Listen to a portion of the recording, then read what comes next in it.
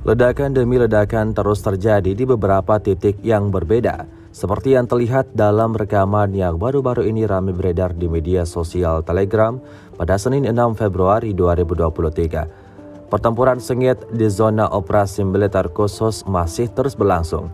Angkatan bersenjata Rusia terus menyerang posisi angkatan bersenjata Ukraina. Di kawasan yang tidak disebutkan namanya dalam keterangan unggahan, militer Rusia memporak-porandakan hampir semua titik pertahanan lawannya. Akibatnya kerugian besar mau tidak mau harus diterima pasukan Zelensky.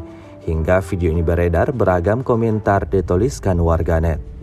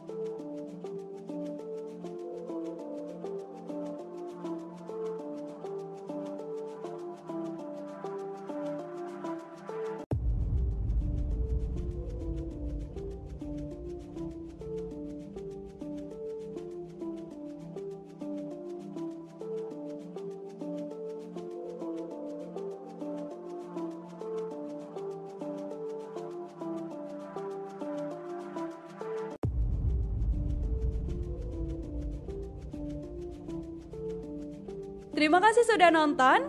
Jangan lupa like, subscribe, dan share ya.